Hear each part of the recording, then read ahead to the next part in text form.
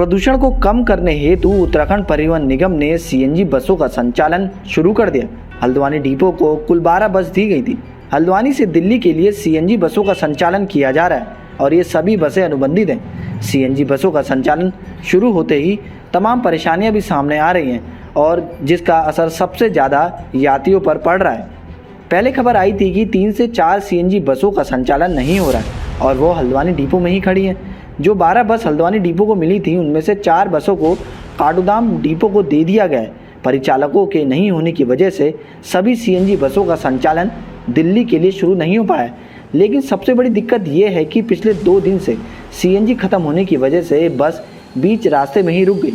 रविवार को हल्द्वानी से दिल्ली के लिए रवाना हुई बस पिलुकुआ में सीएनजी गैस के खत्म होने की वजह से बंद हो गई और यात्रियों को परेशानी का सामना करना पड़ा। बस में उस वक्त 40 यात्री सवार थे जिन्हें दूसरी बस से गंतव्य तक भेजा गया। वहीं आनंद विहार से भी इसी तरीके का मामला सामने आया है जहां बस की गैस ही खत्म हो गई। Haldwani bus station in charge Indira Bhatt ने बताया कि अनुबंधित बस स्वामियों को विभाग दिल्ली से हल्द्वानी दोनों तरफ यात्रा के लिए 104 किलो सीएनजी मुहैया करा रहा है। इससे ज़्यादा सीएनजी अगर यात्रा में लगती है तो उसका भुगतान खुद वाहन स्वामी को करना पड़ेगा। जी, सीएनजी बसों का संचालन 12 बसें आई थी हमारे पास। तो अब थोड़ा सा परिचालकों की प्रॉब्लम है क्योंकि बसें तो आ चुकी, परिचालक उतने थे नहीं। परिचालकों की डिमांड करी हुई है, अभी करीब 24 परिचालकों की करी है, जिसमें से अब परिचालकों की वजह से कभी कभार प्रॉब्लम हो जाती है, वरना धीरे धीरे जब हमको ज़रूरत पड़ती है, जैसे ईद का भी आया था उस समय हमें बसें ज़्यादा चाहिए होती तो हम डबल करके परिचालकों से या एक्स्ट्रा परिचालक यूज़ करके तो उनको हम संचालित कर देते हैं। कुछ बसें यहाँ से निकली थी लेकिन बीच में सीएनजी खत्म होने की वजह से बंद भी हुई है। हाँ जी, दिक्कतें यात्री को हो रही है। जी, कभी कभार ऐसा होता है कि सीएनजी अभी इन लोगों के टैंक थोड़ा सा प्रॉपर नहीं है तो जिससे फुल सीएनजी उन पर नहीं पूरी एब्जॉर्ब कर पा रही है वो।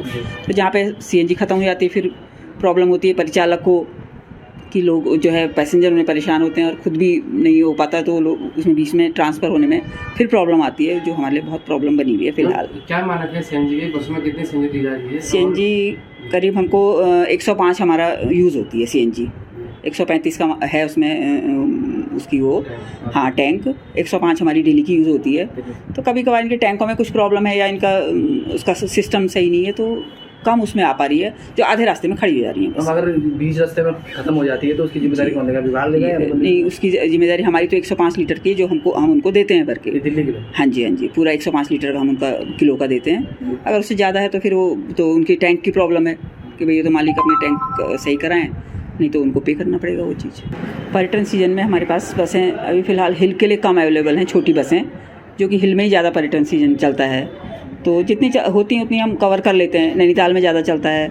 इस बार ईद के बाद जो है नैनीताल का रश काफ़ी बढ़ गया था तो जिससे हमने और बसों का संचालन जो हमारी अन्य बसों जगह से आती हैं, पिथौरागढ़, गंगोली हाट, रानीखेत, तो उनको हम एक ट्रिप नैनीताल कर देते हैं जिससे जो पैसेंजर परेशान हो और कवर हो जाए वो उनका पूरा। पिछले वीकेंड में कितनी अतिरिक्त बसें चलाई गई हैं? हमारी 7-8 डेली चलती हैं, 2 ट्रिप चलती हैं तो उनको हम 2 को 3 ट्रिप करा देते हैं और बाकी जो एक्स्ट्रा बसेस होती हैं उनको 1 ट्रिप उनको बढ़ा देते हैं।